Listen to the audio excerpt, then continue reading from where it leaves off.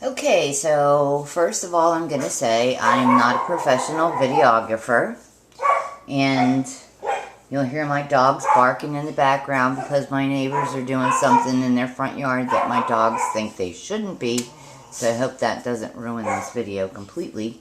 And I'm basically making this so that my friends who buy pie crust can find out how easy it is to just actually make pie crust. Tips and tricks. So first of all, this is what it's going to look like when you're done. This recipe makes 4 half shells or 2 where you put the top and bottom on. You need wax paper, rolling pin. You need actual spoon measurers. For many years, I was using the teaspoon and the tablespoon out of the, silverware. And it turns out that they're nowhere near the same measurement, so you don't want to do that. I use gold medal flour, and you really should use gold medal flour. I've tried using other flours, and it really comes out terrible. And, of course, always Crisco. Crisco. Okay, so let me start by mixing it. I already made 4 of them, so you see some stuff in the bowl here. I'm going to do 2 batches, so it's 4 cups of flour. All these recipes, sift flour, all this kind of crap, I don't do any of it. I've been making pie crust for, I don't know, 40 years, 50 years. And I never used sifting. You do need to use dry measuring cups for dry. It's a different measure. So you have 4 of that. 1 teaspoon of salt.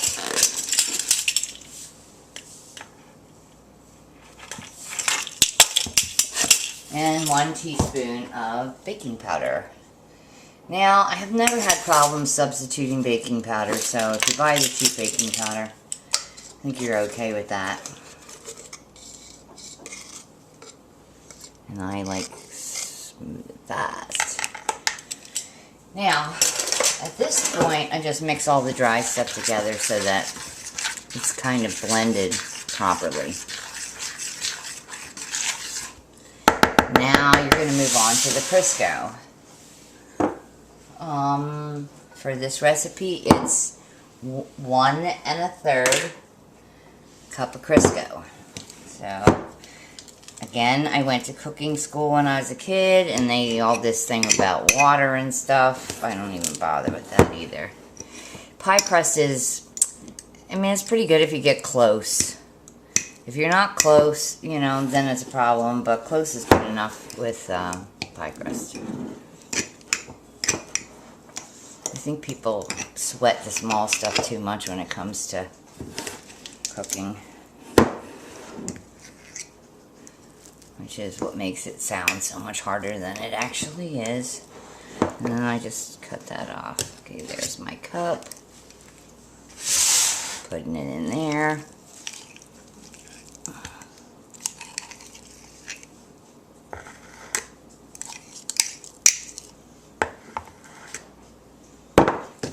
Then my 1/3.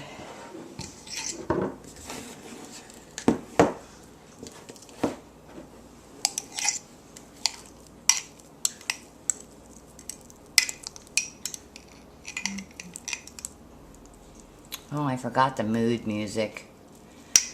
Alexa, play Pandora.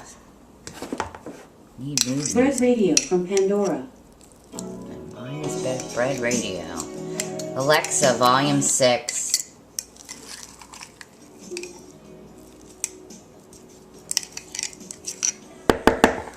Okay. Now you're going to mix this together. Pull this closer to me. And kind of mix it all together until it's beads. I get to the point where I get my hands in there and beat it up a little bit.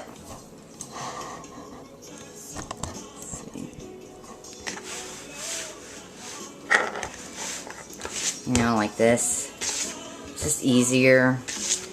Some people use pastry cutters. Like I said, I don't get that involved in it. I have a lot of pies to make at Thanksgiving time, and I'm not gonna just do it the easy way. Of course, your hands should be clean, hair should be tied back, you know, all that kind of good stuff.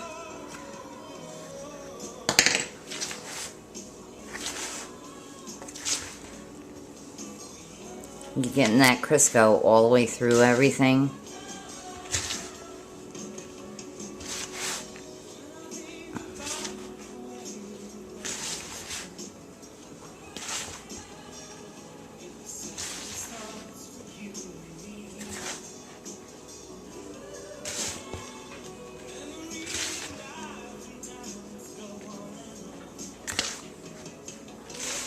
Okay, see, it's all mixed through now.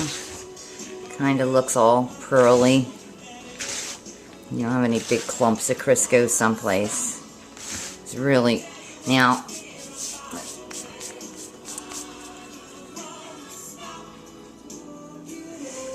okay, so the next ingredient is my secret recipe. It's 2/3 cup of very hot water. It can be boiling, but it cannot be not hot. It has to be very, very, very hot. And pour it all through there. Here's my fork. And mix up with the fork. This melts all your Crisco evenly. And when that happens, your rollout is amazing. It's just so easy. I never have to use flour, go crazy with my rollout. And then again, after I get it pretty well mixed in, and watch when you put your hands in this, if you used boiling water, it could hurt your hands. So you want to make sure it's not so hot that you're peel off the first layer of skin or anything. Okay, so see, I'm like getting it all throughout.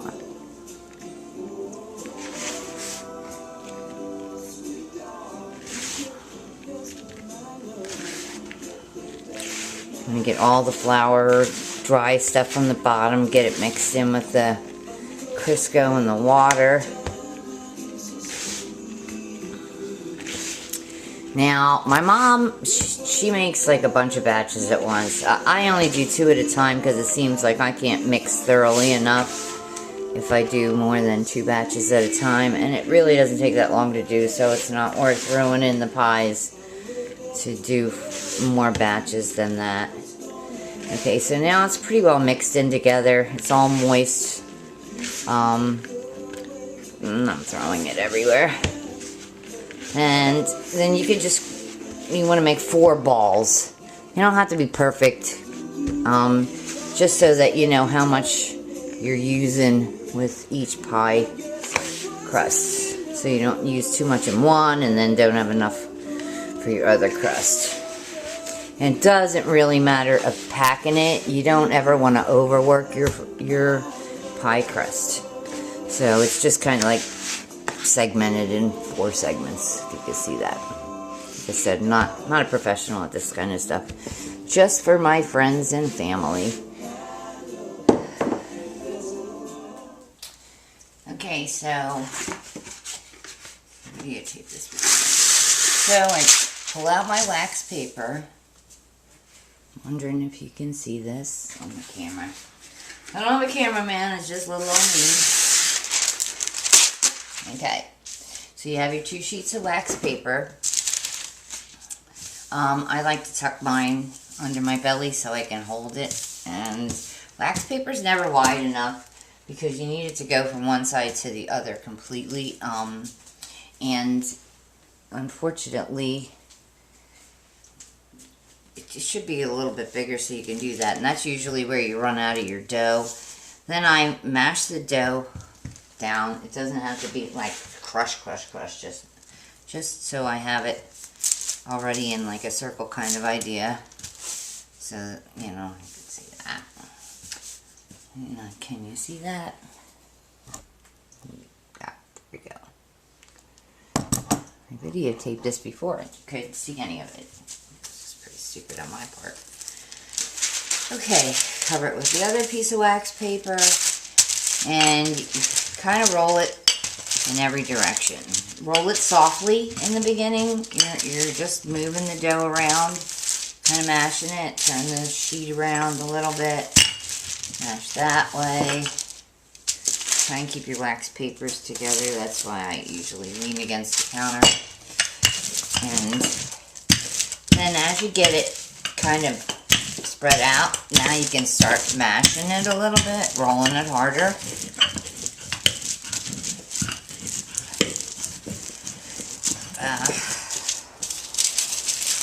And flip it around. Just a whole bunch on the floor. And roll that out. And see, it's coming out the sides, but it needs to come out the sides or you're not going to have enough dough on the side of your pan. And if that happens, you can fix it. I mean, it's like working with Play-Doh. You mush it together, it works. Okay. So, now the peel off. This is another one of my tricks. You want to peel it like you're peeling a sticker off a car. If you can see this. You fold this down tight. And if some of the dough starts to come with you, you just push against it. But you keep this very tight, so it's not, you're not ripping it off in the middle of the air, because if you do that, you're going to tear up your dough. Okay, and that's all done. See, that was just amazingly perfect, easy to do. Now, what you do is set it back together, and then gently flip it. Gently flip it. Don't throw it into your neighbor's yard. Okay, then again, loosen the doughs. Fold this down. The tighter it is, the more the dough won't come with it. Sometimes when you get real thin at the ends, it's a problem, but okay, once you get it going, get all the dough off of it. Then you peel that off. Okay, that's nice. Okay, now, next trick. Here's my pan. Nothing up my sleeves. Okay, put the pan on the dough. Get my hand underneath in the middle. And I kind of gently push it around to the bottom of the pan. Now I'm holding this way and I'm holding underneath. And I gently flip it. See how I was holding it? Okay. Now, you're going to nudge the outside of the dough towards the inside until you kind of have the dough press, forming around the pan. You don't want to press so hard that your wax paper re-sticks. You're just gently forming it.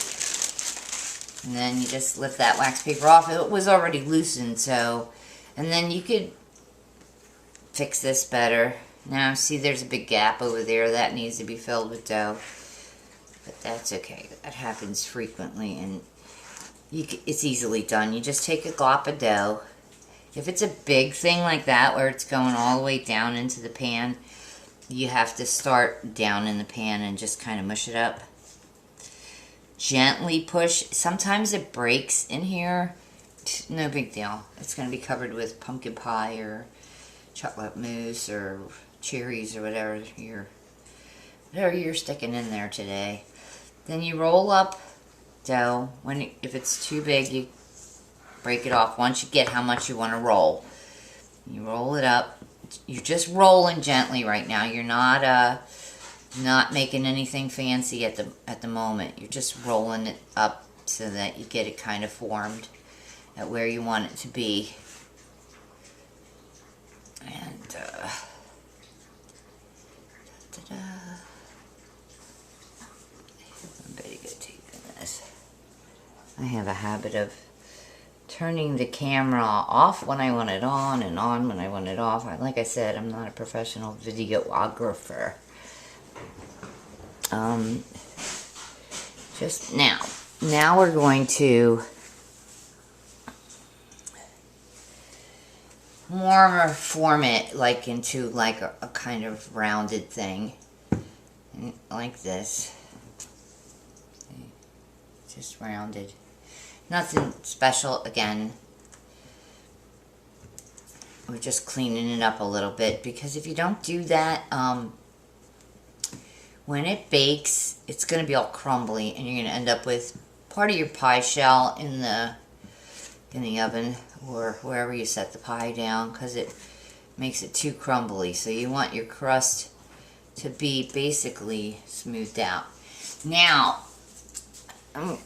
I take the thumb, this finger, and this knuckle. So this is going to be bent this way, and you smush between. So you take it like this, and you pinch the dough.